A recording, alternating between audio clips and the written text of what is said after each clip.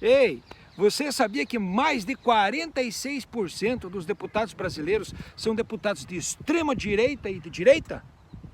Mais de 46%, quase a metade dos deputados foram eleitos com Deus, pátria e família no seu coração para defender a moral e os bons costumes. Principalmente são esses 46% se elegeram porque eles são contra o PT, eles são contra o Lula e eles são contra os comunistas. 46%, quase a metade dos deputados. Outro percentual expressivo é que 26%, na verdade, mais de 26% dos outros deputados é de centrão.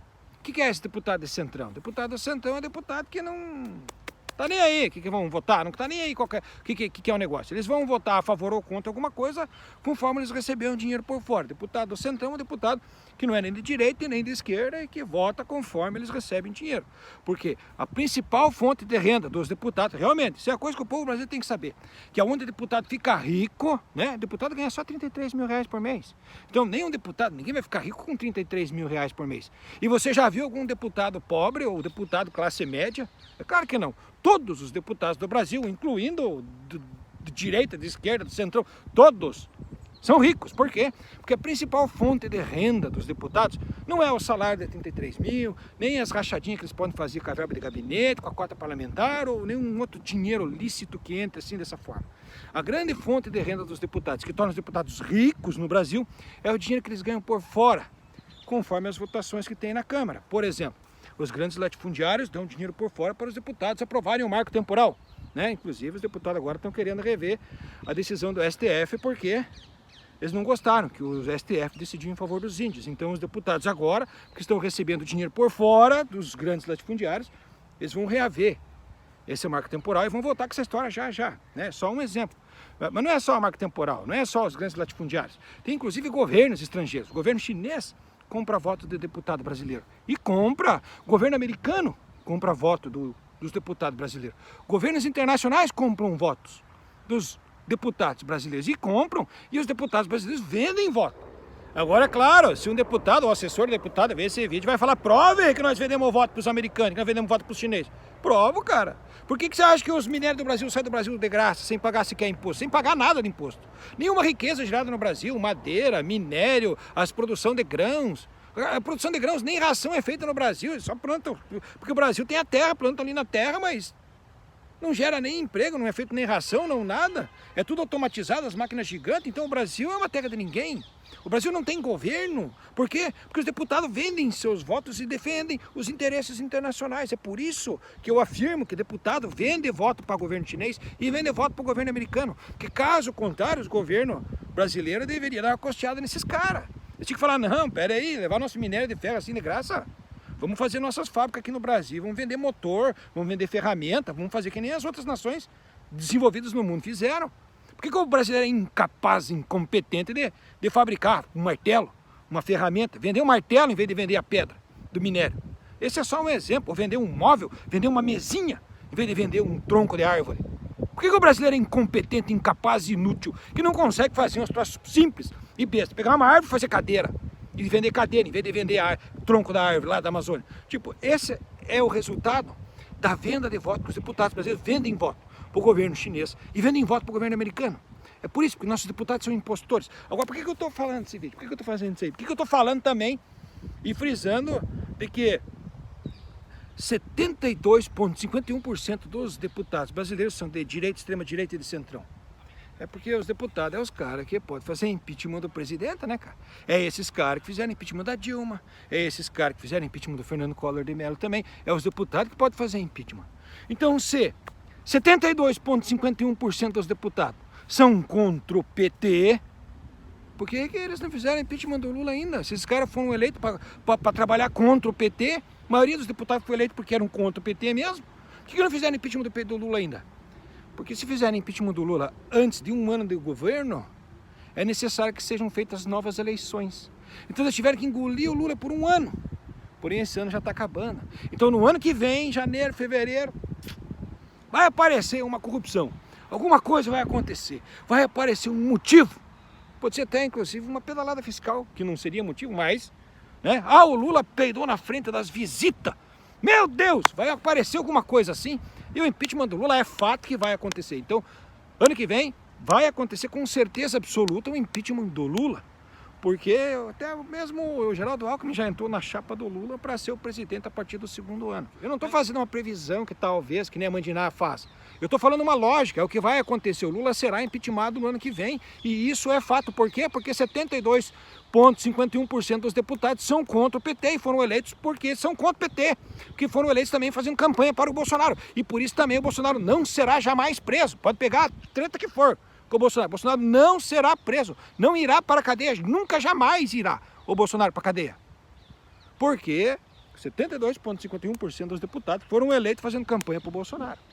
E isso é fato. E outra, impeachment do Lula sai ano que vem. E é fato também. Agora eu quero lhe convidar para escutar um outro cara falar. Porque, você veja o seguinte, analise comigo.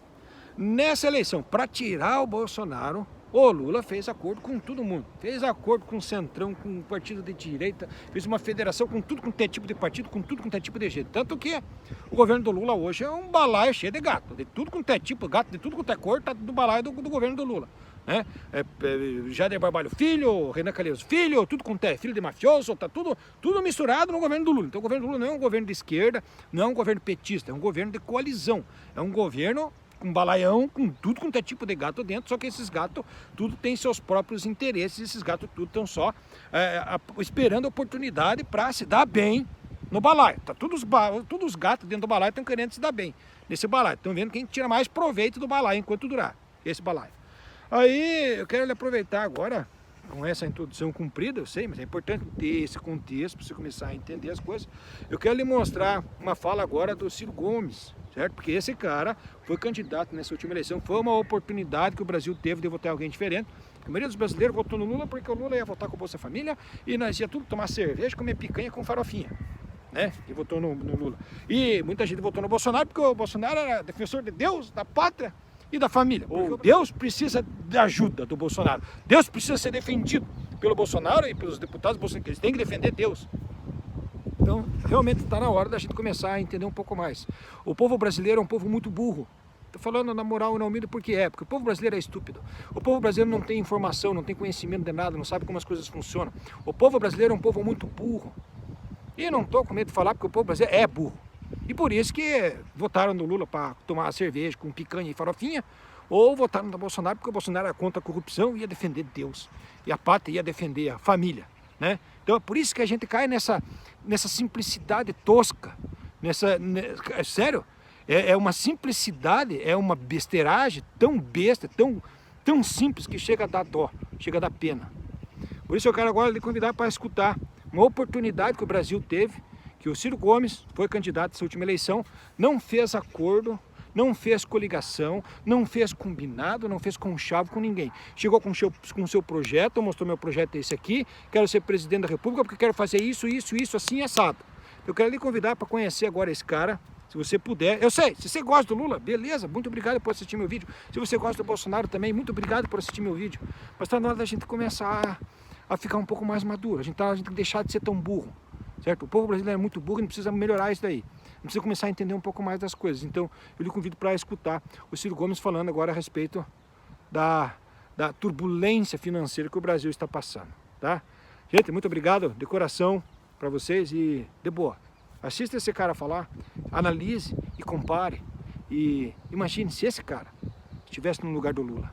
O governo seria um balaio de gato do jeito que é hoje? E se o governo não fosse um balaio de gato do jeito que é hoje, haveria impeachment ano que vem?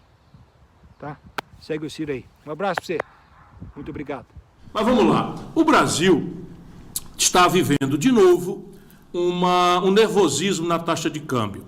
Taxa de câmbio, todo mundo já sabe, é quantos reais eu preciso para pagar um dólar. Aí alguém pergunta, mas e o povo está interessado em dólar, a classe média está interessada em dólar e tal? Não. As pessoas não compram dólar, é muito improvável que um pobre brasileiro, um vivente das nossas periferias, jamais tenha sequer a oportunidade de ver uma cédula de dólar. Porém, ao contrário do que o grande pacto elitista do baronato, que manda e desmanda na vida de todos nós brasileiros, não quer que o povo entenda, é que o Brasil internacionalizou praticamente toda a sua economia. Assim mesmo como eu estou dizendo, quase toda a nossa economia. Então, por exemplo, o cidadão ele não compra dólar, não quer saber de dólar. Na hora que o Bonner está falando na taxa de câmbio na televisão, ele aproveita para ir no banheiro, ok.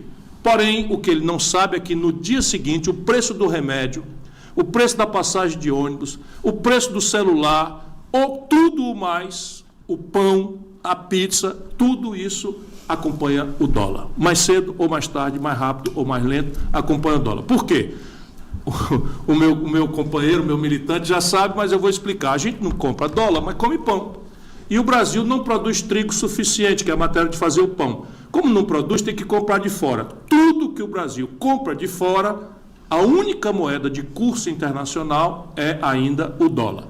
Então, tudo que a gente compra de fora, compra em dólar. Se eu precisava de R$4 para comprar $1 de pão, e eu agora preciso de R$5,08, R$5,10, R$5,16, como andou batendo semana passada, para comprar o mesmo pão, significa que o pão ficou mais caro. E o remédio, a mesma coisa. De cada 100 comprimidos que estão nas farmácias brasileiras, ou de cada 100 xarope, ou de cada 100 fármacos que estão na farmácia, 86 vêm do estrangeiro, gente boa. O governo brasileiro torrando o seu dinheirinho, 17 bilhões de dólares, dá quase 85 bilhões de reais por ano, para comprar e gerar emprego na Índia, na China, na Europa, porque o Brasil está destruindo a sua base produtiva local. Pois bem, se tudo que vem de fora, os remédios, meio de diagnóstico médico, etc., vem de fora, subiu o real, subiu o valor do dólar, sobe o preço do remédio em real. Por isso esse assunto tem que ser popularizado, nós temos que ajudar, bora lá, todo mundo ajudando o nosso povo a entender. Pois bem, por que o dólar sobe ou desce? No Brasil, eles botam na imprensa a manchete do dia. Então, se o dólar subiu é porque o Hamas atacou de forma covarde populações civis israelenses, etc. Então, pega a manchete do dia e bota na conta do coisa. É mentira. O dólar sobe ou desce por conta do modelo econômico que nós adotamos no Brasil. E esse modelo econômico foi adotado pelo senhor Fernando Henrique Cardoso e é mantido pelos 5 governos do PT com casca e tudo, sem mudar nada. Então a conversa é muito poderosa, mas o modelo econômico do Bolsonaro é o mesmo modelo econômico dos 5 governos do PT e é o modelo econômico administrado, imposto ao Brasil, em cima da perna, numa madrugada, eu sei o que eu estou dizendo, né, pelo Fernando Henrique Cardoso. Um dos elementos desse modelo econômico é o câmbio flutuante. Aqui a conversa é boa. Por quê? Porque qual deve ser o preço do dólar? Mal comparando, deve ser o preço da banana no mercado. Eita, que agora eu passei um exagero aqui um pouquinho. Não, é assim mesmo. Se tiver muita banana, se estiver sobrando banana no sábado, no dia da feira, o preço da banana, todo mundo sabe, cai. Não é isso? Se tiver banana sobrando banana, o preço cai. Ou seja, aumentou a oferta de banana, o preço da banana cai. Ao contrário, se faltar banana na feira e todo mundo estiver podendo comprar a banana, o preço da banana sobe. Mal comparando, é como funciona o mercado de câmbio, o mercado de dólar. Se sobrar dólar, o preço do dólar cai, que nem o preço da banana. Se faltar dólar, o preço da banana é a mesma coisa, sobe. Ou seja, é a lei da oferta e da procura. E aí vamos fazer a conta juntos aqui, que é o que a gente precisa aprender. Eu não vou encher o saco de vocês muito mais do que isso aqui, não. Então veja, o Brasil tem uma conta com o estrangeiro. Tudo que a gente paga para o estrangeiro em dólar e tudo que a gente recebe de dólar do estrangeiro. Então vamos lá, a parte mais conhecida, a balança comercial. Então o Brasil exporta gigantescos volumes de soja, milho, boi, frango, etc. Entra muito dólar no Brasil. Então nessa conta comercial está sobrando dólar, o nosso real vai diminuir de preço. Ou seja, o real vai se valorizar, o preço do dólar vai cair. Só que tem outras contas que a imprensa não conta muito para você. É um pouco porque é complicado e um pouco porque interessa que essa informação fique só nos que manipulam e ganham muito dinheiro com a tragédia do nosso povo. Então vamos lá, a conta de royalties. O que diabo é a conta de royalties? É o aluguel da inteligência dos outros. Eu estou lá, estou naquela câmara lá. É o aluguel da inteligência dos outros. O Brasil não faz o desenvolvimento tecnológico e precisa pagar para usar tecnologia em eletroeletrônica, informática, química fina, enfim, usar a tecnologia dos outros. Quando a gente usa a tecnologia dos outros, a gente tem que pagar os serviços, os royalties, em dólar. Esse buraco é gigantesco, já está passando de 10 bilhões de dólares. Turismo, um dos países mais lindos, de cultura mais exuberante, de povo mais fascinante do mundo, que tem a Amazônia, a Serra Gaúcha, as praias nordestinas, o Pantanal, que tem, enfim, Chapada Diamantina. Eu vou ser injusto aqui, né, de não dizer tanta exuberância, tanta alternativa, de uma cozinha maravilhosa, de uma cultura, de uma arte especiais. Pois bem, o Brasil recebe por ano de turismo mais ou menos o que Paris recebe. Uma cidade da França recebe por mês. O Brasil. Então, ou seja, nós mandamos muito mais dólar para fora, pagando o dinheiro que os brasileiros gastam lá fora, do que os estrangeiros trazem aqui para dentro. Então, o buraco na conta de turismo também. Para não compridar a conversa, tem um nome que é a conta final. Então, tudo que manda para fora, tudo que entra para dentro, de dólar, conta corrente. Essa é a contabilidade geral do Brasil. Pois bem, esse ano, quando a gente puxar a contabilidade do Brasil é sempre muito difícil. Andei vasculhando Banco Central, andei vasculhando Instituto Fiscal Independente, andei vasculhando Ministério da Fazenda. Os dados estão todos defasados. Mas eu fiz umas extrapolações, e mais ou menos tenho uma experiência nisso, e vão faltar esse ano algo ao redor de uns 30, 35 bilhões de dólares. Então, faltando dólar, ou seja, faltando banana, o que é que acontece com o preço do dólar? Aumenta. Essa é a primeira e estrutural razão. Está se aproximando o fim do ano e a conta final do Brasil é em dólar. Só que não é esse o único problema. Você tem alguns outros problemas que marcam, por exemplo, a data do que está acontecendo aqui. A mais importante, a mais grave, é que a taxa de juros no Brasil é muito mais alta do que qualquer outra taxa de juros no mundo, mas está em queda. Um absurdo dos absurdos, criminosamente, mas está em queda a taxa de juros. Enquanto isso, a taxa de juros nos Estados Unidos está em alta. A aplicação de dinheiro, dólar, ela bota um olho no gato, que é segurança, e o outro no peixe, que é rentabilidade. E, mais ou menos, quem aplica dinheiro sabe, se você quer arriscar muito, o prêmio é maior. Se você quer arriscar pouco, tem mais segurança, o prêmio é menor. Pois bem, então, o que está acontecendo? A nossa newsletter meio que antecipou isso desde julho. Os americanos têm uma tendência de aumentar a taxa de juros. Já aumentaram bastante. No mercado, essa taxa de juros está para cima. Então, a diferença entre a taxa de juros do Brasil e a diferença da taxa de juros dos Estados Unidos, mais a insegurança que o Brasil gera desse buraco nas contas, é que faz o dólar ficar a risco. Então, tem muita gente indo embora. Por exemplo, do escândalo das americanas. Você pensa, porque o Ciro fica prestando atenção. Olha aqui, do dia do rombo das americanas anunciado para cá, 85% dos dólares que estavam no Brasil aplicados na Bolsa de Valores foram embora. Por quê? Porque aqui eles conseguem abafar tudo, não sai nada na mídia, é tudo escondido, é tudo protegido, ninguém foi punido até o presente momento. E, pelo contrário, estão fazendo acordo, a newsletter esclarece também, com os grandões, deixando a maioria dos pequenos, quase 10 mil credores aí na Rua da Amargura, estão se acertando o grandão com grandão, na contramão do que uma negociação deve ser feita sobre justiça, sobre, vamos dizer, liderança da justiça brasileira, no caso, a justiça do Rio de Janeiro. Pois bem, do rombo das americanas, a esculhambação das americanas, para hoje, mais essa notícia do juros dos Estados Unidos, 85 de cada 100 dólares que estavam na Bolsa Brasileira voaram, foram embora. Ou seja, foram-se embora, ou seja, está escasseando o dólar. E aí está a explicação por que o real está se desvalorizando, por que o dólar está ficando mais caro. Ok, isso tem consequências graves. Como eu disse, nós importamos remédio, importamos trigo, etc, etc. Isso gera... Qualquer aumento do real em dólar gera inflação. É uma conta certa, porque é uma inerência do modelo. Na hora que gera inflação, o modelo manda atirar com juro alto. O Banco Central está comprometido em cair o juro, mas as condições práticas do modelo mandam o Banco Central atirar com taxa de juros se essa escaramuça cambial continuar e ameaçar e ir contaminando os preços. Porque tem um tempinho aí que pode ser que vá e volte e tal, mas esse vai e volta em si já é um prejuízo extenso, porque você imagina, um investidor estrangeiro, ele não sabe o que é uma variação de 6% em 3 meses. 6% é o lucro de um negócio concorrencial. Como é que eu faço o cálculo? A contabilidade é toda em dólar, então eu faço o cálculo aqui que vai ser o dólar 4,80, de repente o dólar vai para 5,16, dá 6% em 3 meses, os estrangeiros não virão para cá o investimento direto. E aí vem a grande picaretagem com que se empulha o Brasil. Você hoje pega dinheiro em renda fixa, que vem especular, dinheiro que vem especular na bolsa sem gerar um emprego, sem produzir um pão, e bota na conta como se fosse investimento direto estrangeiro no Brasil.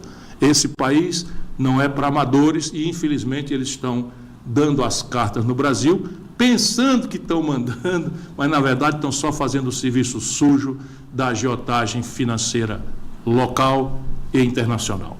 Esse é o primeiro tema. Por que a economia brasileira está experimentando uma amostra grátis da inconsistência do modelo econômico?